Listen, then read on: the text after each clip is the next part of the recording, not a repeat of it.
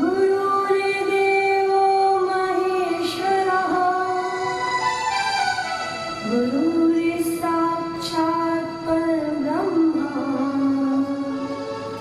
तस्मै श्री गुरुवे नमः।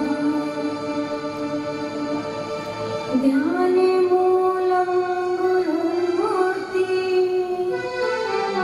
पूजामूलं गुरुर्पदम् मन्त्रिमूलं गुरुर्वाक्यं मोक्षमूलं गुरुकृपा। सर्वमङ्गलमाङ्गल्ये शिवे सर्वार्थसाधिके शरण्ये त्र्यम्बके गौरी नारायणी नमोस्तुते। जन्माद्यस्य यतोऽन्वयादितरितश्च चार्तेषु विद्यास्वराट् तेने ब्रह्महृदया आदिकवये मुह्यन्ति यत् सूर्यः तेजो वारिमृदां यथा विनिमयो यत्र त्रिसर्गो मृषा धाम्ना स्वेन सदा निरस्तिमुखं सत्यं परं धीमहि। धर्मः प्रोज्झितकैर्त्रिमूत्र परिवो निर्मत्सराणां सतां वेद्यं वास्तवमत्र वस्तु शिवदं तापत्र्योन्मूलनम्। श्रीमद्भागवते महामुनिकृते किं वा परीरीश्वरा सद्यो हृदयवरुधे तेऽत्र कृतभिः शुश्रूषितच्छना। बोलिए सच्चिदानंद भगवान की बोलिए श्रीमद्भागवत महापुराण की बोलिए भक्तवत्सल भगवान की नर्मदा मैया की गंगा मैया की यमुना मैया की लक्ष्मी मैया की सरस्वती मैया की महाकाली मैया की गणपति गणेश महाराज की उमापति महादेव की बोलिए श्री रामचंद्र भगवान की संकट मोचन हनुमान की भैरव बाबा की आई माता की समस्त देवी देवताओं की। ओम नमः पार्वती पतये हर हर महादेव। आज कथा का तृतीय दिवस है मेरे प्यारों। भगवान की परम मंगलदायिनी कथा का हम सब लोग यहाँ नर्मदा की भूमि पर श्रवण कर रहे हैं और श्रीमद् भागवत कथा के माध्यम से ये कथा जिन महापुरुषों ने, जिन विद्वानों ने, जिन कथाकारों ने, जो भागवत के परम रसिक हैं, उनके मुखारविंद से जो एक कथा कही गई है वही आप और हम सब कह और सुन रहे हैं। मेरे प्यारों, आप सबको पूर्व में ये विदित ये कथा सुन चुके हो कि ये कथा नैमिषारण्य की भूमि पर महाराज शौनक जी आदि ऋषियों को सुना रहे हैं। और वो किसके प्रसंग को सुना रहे हैं? राजा परीक्षित और श्री सुखदेव जी महाराज के जो संवाद चल रहे हैं उसको वो कथा के माध्यम से उनको श्रवण करा रहे हैं। हम जब कथा सुनने के लिए विराजमान होते हैं तो हमें ये भी ज्ञात होना चाहिए कि हमने कल तक की कथा में क्या क्या श्रवण किया। और जब यहाँ से कथा सुन करके जाते हो मेरे प्यारों, तो उस कथा का मनन और चिंतन किया करो। श्रीमद् भागवत महापुराण में इतने सुंदर चरित्रों को लिखवाया है श्री व्यास जी महाराज ने। ऐसे ऐसे भक्त, कल आपने भक्त ध्रुव का चरित्र सुनाना कि 5 वर्ष की अवस्था में कैसे भगवान को पा लिया। जितने भी यहाँ श्रोतागण आए हुए हैं, जो दृश्य और अदृश्य रूप से यहाँ विराजमान है, उन सभी का कथा पंडाल में बहुत बहुत स्वागत है। और जिन्होंने इतना सुंदर ये ज्ञान यज्ञ रखवाया है उन सभी को व्यासपीठ से बहुत बहुत साधुवाद और आशीर्वाद है। मेरे प्यारों, अब जो देवियां हमारी ज्यादा खा पी करके आई हो और जिन्हें निंद्रा देवी बहुत ज्यादा तंग कर रही हो, जो पीड़ित हो निंद्रा से, वे हमारे समक्ष आकर के विराज जाए। हमारे पुरुष भाई तो कम सोते हैं। आप सोच रहे होंगे दीदी जी तो भेदभाव कर रही है यहाँ। मेरे प्यारों, देवियों में अवगुण होता ही होता है कि जब कथा शुरू होती है या कोई मंगल नृत्य शुरू होता है तो थोड़ी देर तो वो अच्छे ध्यान पूर्वक सुनती है और उसके बाद उनकी पलकों पे निंद्रा देवी अपना आसन लगा लेती है। तो निंद्रा देवी से कहिएगा आप जो है आसन जरूर लगाना, पर जो है रात्रि में आना, क्योंकि इतना सुंदर ज्ञान यज्ञ चल रहा है। और हम अपने छोटे से आलस या प्रमास से उस कथा का भाव छोड़ दें तो ये समझ लो हमारा दुर्भाग्य है और हमारे पाप जागृत हो गए हैं जो हमें कथा श्रवण करने नहीं दे रहे हैं। एक बार जयकारा लगाएंगे मेरे प्यारों, बोलिए भक्त वत्सल भगवान की, बोलिए भागवत महापुराण की, बोलिए राधा रमण सरकार की, बोलिए वृंदावन बिहारी लाल की, द्वारकाधीश महाराज की, भैरवनाथ बाबा की। यहाँ हम सब लोग भगवान का नाम संकीर्तन करेंगे। जो ये रेखाओं को सुधारना चाहते हैं ना अपने हाथों की, कई लोग आते हैं माता जी हाथ देख दो, तो अपना हाथ ठीक करना चाहते हो, अपना भाग्य सुधारना चाहते हो तो हाथ दिखाने की आवश्यकता नहीं है। सत्संग में खुद ही अपनी तालियों से अपना भाग्य सुधार लो, बड़ा सुंदर अवसर आपको प्राप्त हुआ है। मेरे प्यारों, हम सब लोग यहाँ पे भगवान का 2 क्षण के लिए नाम संकीर्तन करेंगे, फिर आज की कथा का शुभारंभ होगा। बोलिए भागवत महापुराण की।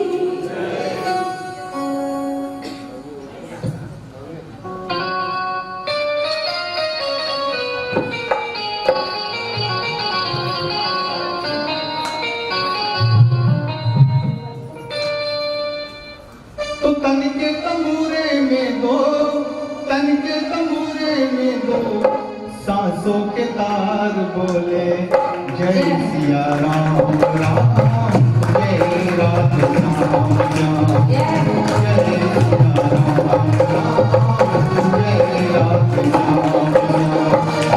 तनिके तंबूरे में दो, तनिके तंबूरे में दो सांसों के तार बोले जय सिया राम राम, जय राधे श्याम श्याम, जय सिया राम राम, जय राधे श्याम श्याम।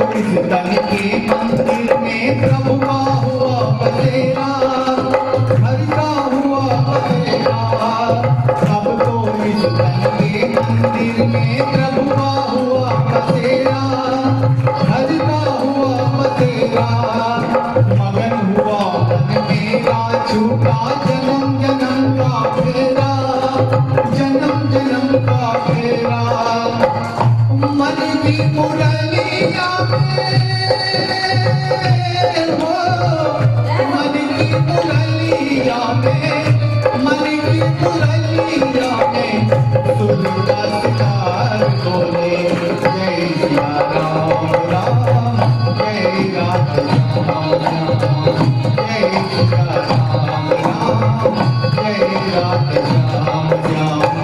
तन के तंबूरे में दो, तन के तंबूरे में दो, सांसों के तार बोले, जय सिया राम राम, जय राधे श्याम श्याम, जय सिया राम राम, जय राधे श्याम श्याम, जय सिया राम राम, जय राधे श्याम। बोलिए सच्चिदानंद भगवान की जय। बोलिए श्रीमद् भागवत महापुराण की जय। क्या बात है, पीछे वालों की आवाज नहीं आ रही है। भगवान के दरबार में विराजमान हो, जयकारों में कंजूसी कैसी। और तुम कंजूसी करोगे ना तो फिर भगवान जी भी तुम्हें वरदान देने में कंजूसी कर देंगे। जोर से जयकारा मेरे प्यारों। बोलिए श्रीमद् भागवत महापुराण की जय। बोलिए भक्तवत्सल भगवान की जय। भगवान के नाम में तो किसी प्रकार की कंजूसी नहीं होनी चाहिए। सच्चिदानंदी उपाय विश्वोधिपत्यादि हेतवे, तापत्रये विनाशाय श्री कृष्णाय वयं नमः। तीसरा रोज मेरे प्यारों प्रारंभ हो चुका है और परीक्षित जी महाराज बड़े एकाग्रचित्त से श्रीमद् भागवत की कथा का श्रवण कर रहे हैं। सुखदेव जी महाराज ने कहा, हे राजन, आपने कल तक की कथाओं में मैत्री और विदुर जी का संवाद हुआ, वो श्रवण किया श्रद्धा से। मैत्री जी ने अपनी कथा पूरी करी, विदुर जी चले गए वहां से, उनको प्रणाम करके, उनकी चरण वंदना करके। अब आप क्या सुनना चाहते हो, अपनी इच्छा पर उससे पहले मेरे मन की एक बात सुनो। राजन हाथ जोड़ करके बैठे हैं, प्रभु आदेश करिए, क्या आज्ञा है आपकी। बोले, मैं चाहता हूँ, आज तीसरा रोज प्रारंभ हो गया है, ना तुमने निद्रा ली है, ना तुमने जल का पान किया है, ना भोजन ग्रहण किया है। थोड़ा सा जल ले लो, थोड़ा सा भोजन ले लो, थोड़ी सी निद्रा ही ले लो। कदाचित भोजन और जल ना भी लो तो निद्रा तो अवश्य ले लो, क्योंकि ये पंचभूत से निर्माण हमारा शरीर है, इसको निद्रा की तो अवश्य आवश्यकता पड़ती है। व्यक्ति अगर एक दिन ना सोए मेरे प्यारो, 2 दिन ना सोए तो उसकी स्थिति पागल जैसी हो जाती है, भ्रमित हो जाता है उसका चित्त, विचलित हो जाती है उसकी बुद्धि। इसीलिए निद्रा भी आना आवश्यक है। लेकिन हाथ जोड़कर परीक्षित जी महाराज कहते हैं, हे मुनि श्रेष्ठ, हे साधुओं के सिरमौर, हे परम विद्वान भागवत श्री सुखदेव जी महाराज, आपके मुखारविंद से जो श्रीमद् भागवत के परम मंगल प्रदान करने वाले चरित्रों को जो हम श्रवण कर रहे हैं, ना जाने इसने कैसी मोहिनी डाल दी है मेरे ऊपर। ना मुझे भूख लगती है, ना मुझे प्यास लगती है, ना मुझे मरने का भय सताता है, ना मुझे निंद्रा आती है। बस मन यही करता है कि इन 7 दिन में से जो हमारे 3 दिवस, 2 दिवस तो निकल चुके हैं, एक तीसरा दिवस जो प्रारंभ हुआ है, इसमें भी हम अधिक से अधिक भगवान की गुण रूप माधुरी लीला, उनकी बनाई हुई सृष्टि का जितना से जितना ज्ञान अर्जित करें, उतना मेरे लिए कम है। हे प्रभु, मैं ये नहीं कहता कि मैं सर्व विद्वान सर्व ज्ञाता बन जाऊंगा, लेकिन आपकी यदि कृपा हो गई तो सारे अवश्य पालूंगा, जिससे मेरा जीवन ये मानुष देह धन्य हो जाएगी, मेरा जीवन धन्य हो जाएगा। मेरे पूर्वजों की कीर्ति पर कलंक नहीं लगेगा। क्यों? मैंने जो साधु का अपमान किया है, मैंने जो एक धर्मात्मा का अपमान किया है, उससे मुझे भय है कि मेरे पूर्वजों की कीर्ति पर कोई कलंक न लग जाए। बस वो कलंक अगर धुलता है भगवान, तो मैं धन्य हो जाऊंगा। मेरा ये मानव देह, मेरा ये मानव जीवन सफल हो जाएगा। श्री सुखदेव जी महाराज कहते हैं, राजन, तुम्हारी यदि यही इच्छा है तो यही सही।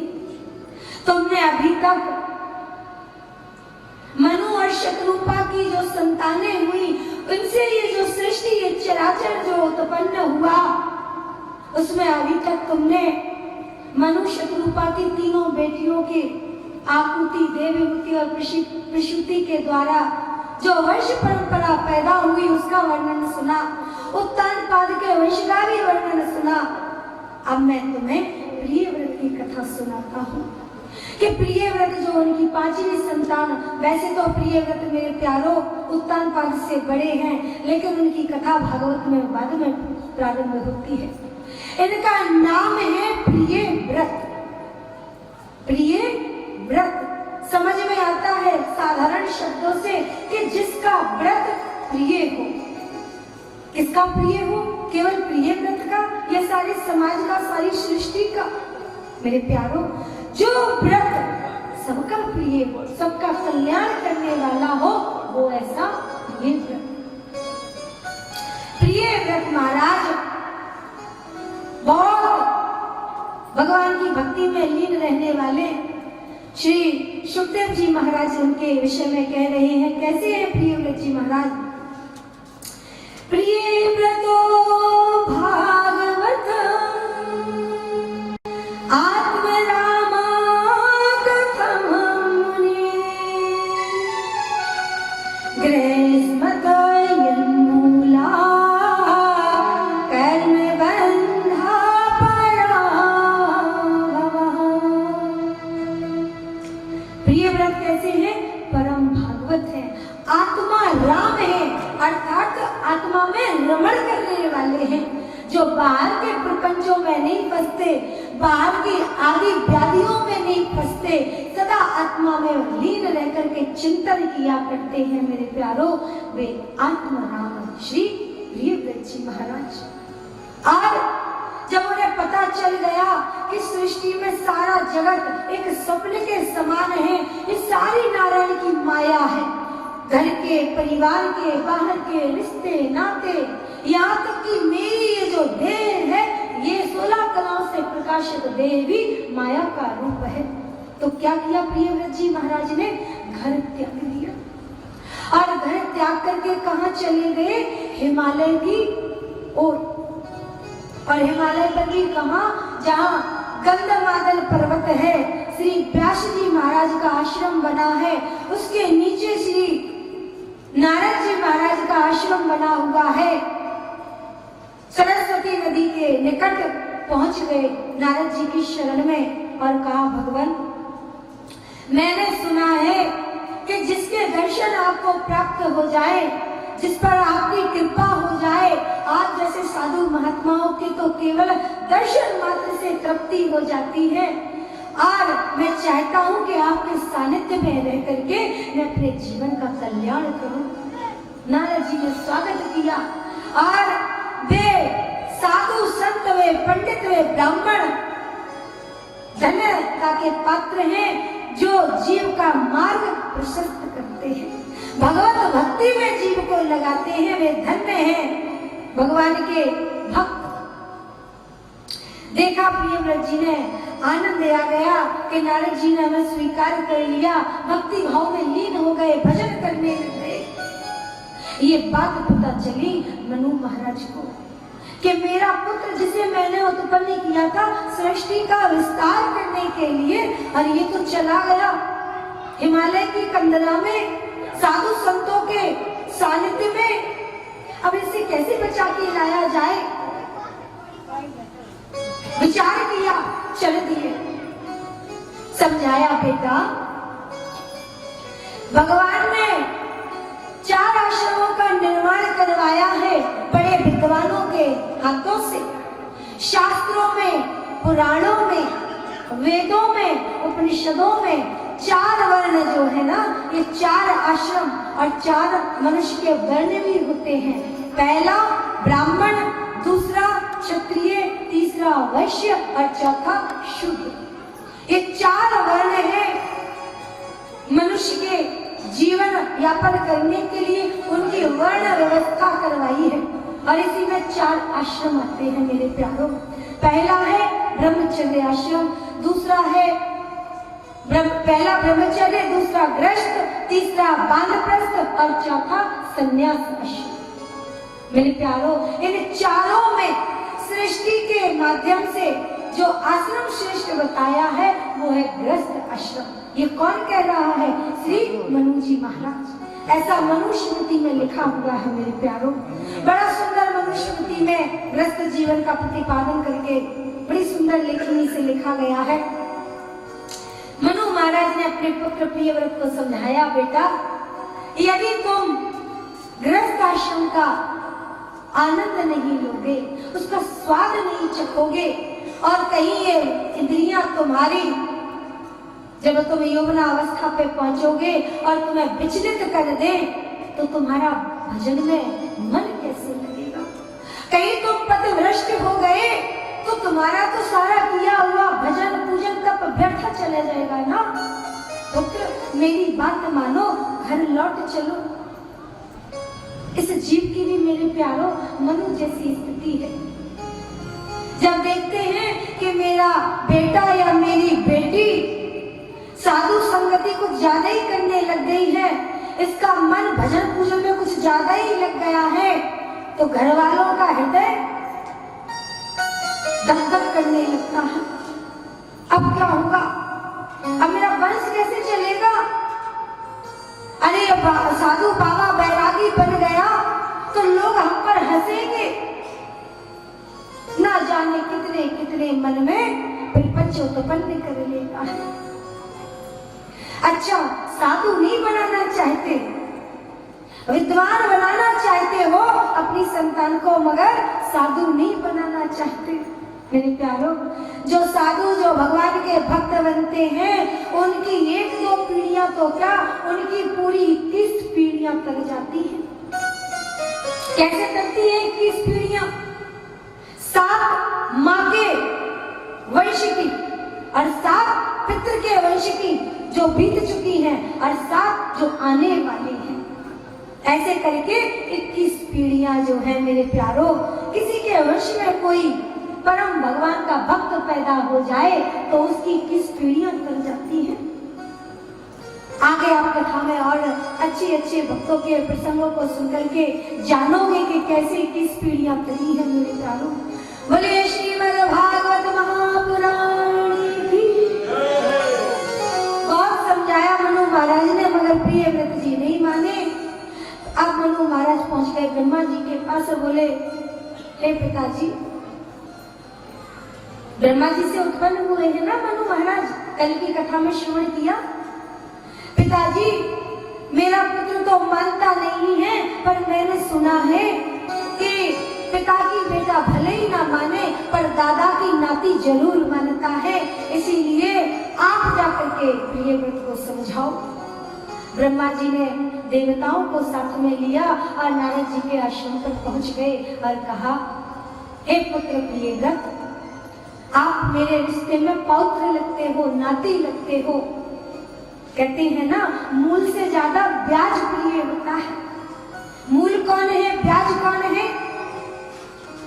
खुद का बेटा मूल धन मानो और उसका बेटा ब्याज मानो। जो सेठ होते हैं ना, वे हमेशा मूलधन कर्ज देने वालों पर शीर्ष रखते हैं। क्यों? इससे मुझे ब्याज प्राप्त होता रहेगा। बोले श्रीमद् भागवत महापुराण की। आप इधर समझाया, बहुत सारे दृष्टांत दिए। देखो बेटा, इस संसार सागर जो भगवान ने रचाया है, इसमें 3 प्रकार के ऋण होते हैं। मनुष्य जब पैदा होता है, यदि वो तीनों प्रकार के ऋणों को नहीं चुकाता है तो उसकी उसके ऊपर महाभारी पाप लगता है। ये 3 ऋण कौन कौन से हैं?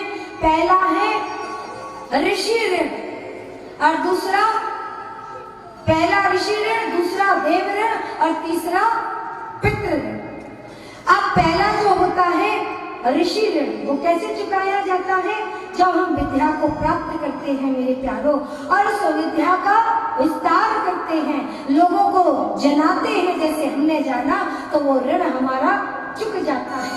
उस विद्या का जब हम मनन करते हैं, उसका प्रचार प्रसार करते हैं, तो वो ऋण हमारा चुकता हो जाता है। दूसरा आता है देव ऋण।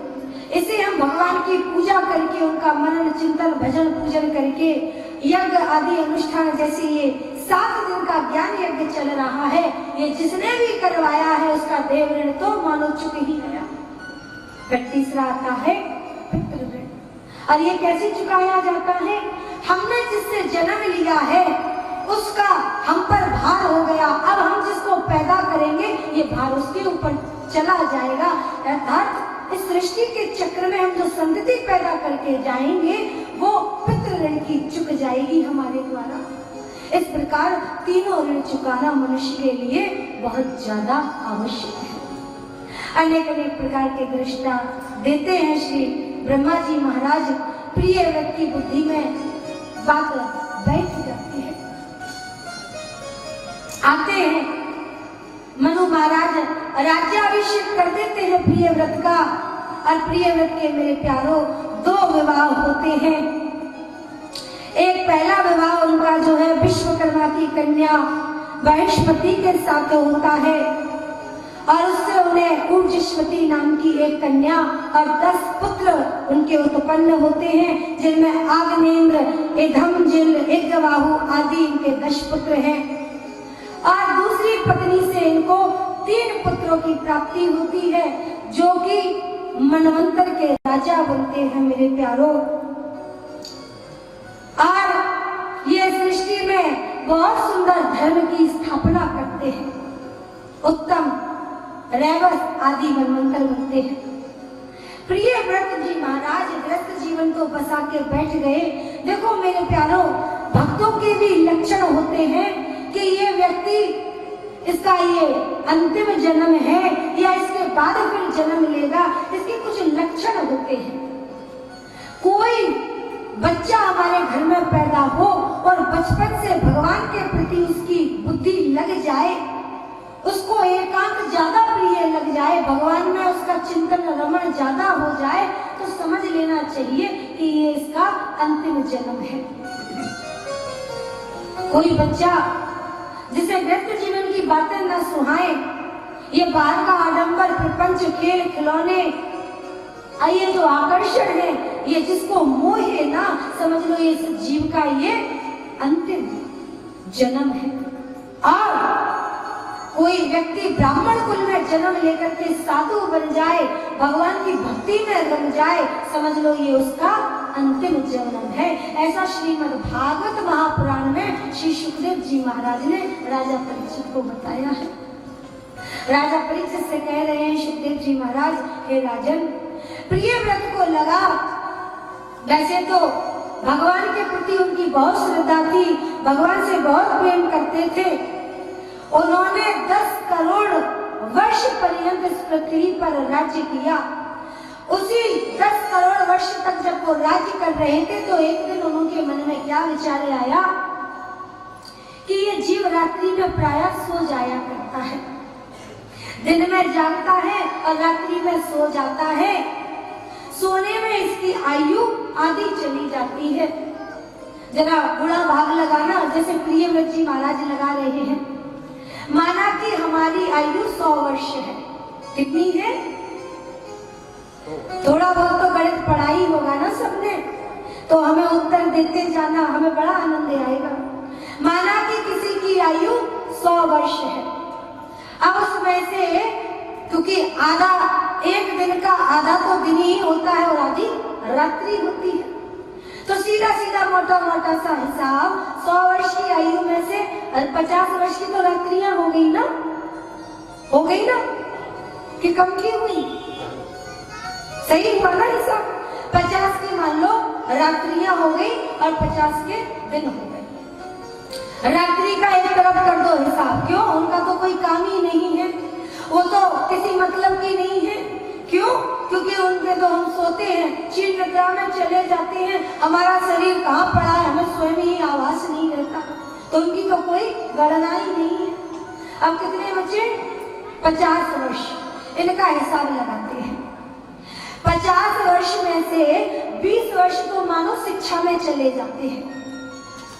बाल्यावस्था, पौगंडावस्था से जब व्यक्ति किशोर अवस्था में जाता है, फिर किशोर अवस्था से जवानी के दहलीज पर कदम रखता है, तो इसमें लगभग 20 वर्ष चले जाते हैं।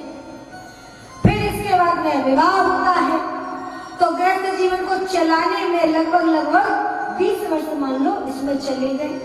क्यों? बच्चे संतति पैदा करोगे, अब उनको अनाथ छोड़ के तो भजन करने नहीं जाओगे ना, उनको भी पढ़ाओगे, उनको भी शिक्षा दोगे, संस्कार दोगे, फिर उनका भी विवाह करवाओगे, उनके पैरों पे उन्हें खड़ा कराओगे, इसके बाद में भजन के लिए चलोगे अपनी जिम्मेदारियों से निर्वृत्त होकर के। तो 20 तो गए शिक्षा में और 20 चले गए विवाहग्रस्त जीवन में। कितने हो गए? 40। अब कितने बचे? 10। अब वो 50 रात्रि वाले 40, ये कितने हो गए? कितने हो गए? 90। 90 वर्ष के व्यक्ति को कभी देखा है? कैसा दिखता है? आंखों से दिखाई देता है? ममिता तू न गई मेरे मन से, आंखों से सूझता नहीं है, कानों से सुनाई नहीं देता, मुख से बोल नहीं सकते, पर फिर भी ममता नहीं जाती, घर में लगी रहती है। अरे नाती कहाँ है, बेटे ने खाना खाया कि नहीं, बहू ने खाना पकाया कि नहीं, अरे दालें ठीक ठाक रखी है, घर में मसाले ठीक है, रिश्तेदार आए कि नहीं आए, घर में तुम्हें बुलाया, तुम गए कि नहीं गए, गाय को भी छोड़ दी किसी ने, पशुओं को पानी पिला दिया, घास खिला दी, ना जाने कितने प्रपंच बुद्धि में चलते रहते हैं। 90 वर्ष की आयु में ना तुम भजन करने के लायक रहते हो और ना इस गृहस्थ के काम करने लायक रहते हो। तो जरा विचार करो, 100 वर्ष को सही सुखदेव जी महाराज ने बताए हैं, आज की आयु के बच्चे 100 वर्ष तक रह पाएंगे? और यदि टिके भी 100 वर्ष तक, तो क्या इस बात का क्या प्रमाण है कि 100 वर्ष तक अच्छे से अपने शरीर को चला लेंगे? आज का जो खान पान चल रहा है ना मेरे प्यारों, उससे तो 70 और 80 वर्ष ही पूरे कर ले तो समझ लिए ना कि उनने गंगा सागर में स्नान कर लिया। बोलिए श्रीमद् भागवत महापुराण। अब तो प्रियव्रत जी महाराज जो है व्याकुल हो गए, सोचने लगे ये जी प्राय रात्रि में सोता है, आधा जीवन तो ये रात्रि में सोने में ही बिता देता है, आज से मैं रात्रि होना ही बंद कर दूंगा। हाथ जोड़े, भगवान के भक्त थे, हाथ जोड़ करके सूर्य की 7 परिक्रमा लगा दी और मंत्र पढ़ दिया, सूर्य अपनी जगह स्थिर हो गए। मेरे प्यारों, अब तो रात्रि होना ही बंद हो गया। 1 दिन 2 दिन अनेकों दिन व्यतीत हुए, देवताओं को भी पता चला कि भैया ये पृथ्वी पर दिन रात का चक्र कैसे रुक गया। हाहाकार मच गई, लोग काम में जुटे रहते हैं, निद्रा का अवसर ही नहीं मिलता। ब्रह्मा जी के पास गए, शिकायत कर दी, अरे आप कैसा समझा के लाए थे प्रियव्रत को गृहस्थ जीवन जीना, उसने तो फिर उपद्रव मचा दिया कि अब क्या किया? अरे उसने तो सूर्य की गति रोक दी, रात्रि होना बंद हो गया है। अब तो ब्रह्मा जी को मन में आया कि अब तो चल के मुझे ही समझाना पड़ेगा, क्योंकि मनु भी समझाए, चाहे कितने भी देवता समझाएं, मेरा प्रिय व्रत, मेरा पौत्र मेरी बात के अलावा किसी की बात न सुनेगा। आए प्रिय व्रत से कहा, बेटा ये क्या काम, क्या उत्पात मचाए रखा है तुमने? अपने दादाजी को आता देखकर प्रणाम किया, कहा, हे पितामह, मैंने क्या उपद्रव मचाया? बोले तुमने रात्रि होना बंद क्यों करा दिया? बोले मैंने इसलिए पितामह बंद करा दिया क्योंकि रात्रि में जीव सोता है, भगवान का भजन नहीं करता, और भगवान का भजन नहीं करेगा, दिन में काम करेगा, रात्रि में सोएगा, तो इस जीव की मुक्ति कैसी होगी? ये भगवान को पाएगा कब? इसके पास तो समय ही नहीं है। और जब ये रात्रि में भी जागेगा तो एकांत में बैठ करके थोड़ा भगवान का कम से कम भजन तो करेगा। ब्रह्मा जी ने कहा, पुत्र, तुम्हारी ये मेरी मूर्खता है कि रात्रि में ये सो करके अपना जीवन नष्ट करते हैं। इस संसार में रात्रि का भी अपना एक उपयोग है। ये जीव सोएगा नहीं तो ये पागल हो जाएगा, और फिर पागल जीव की तो अधोगति होती है ना। सोने से इसको नई चेतना मिलती है। ये जो इस ब्रह्मांड में विश्व शक्ति है मेरे प्यारो, ये अदृश्य रूप में विराजमान रहती है। जब जीव सोता है, चाहे वो मनुष्य हो, पशु हो, पक्षी हो, कीट हो, पतंग हो, किस 84 लाख योनि में से कोई भी योनि का जीव हो, जब ये रात्रि में या दिन में जब सोता है ना, तो उसको एक विश्व शक्ति नाम की ऊर्जा प्राप्त होती है, जिससे ये नवचेतन हो जाता है, नवीन हो जाता है, और तरोताजा होकर के फिर कार्य में लग जाता है। अनेक अनेक प्रकार से जब ब्रह्मा जी ने समझाया कि पुत्र, रात्रि में साधु महात्मा बैठ करके भजन पूजन करते हैं, एकाग्रता हो जाती है। जब रात्रि होती है, सारे पशु पक्षी सो जाते हैं। कई बड़े बड़े विद्वानों का ध्यान तो रात्रि में लगता है कि प्रकृति के जो नियम है इनका उल्लंघन मत करो, इसका तुम्हें पाप लगेगा।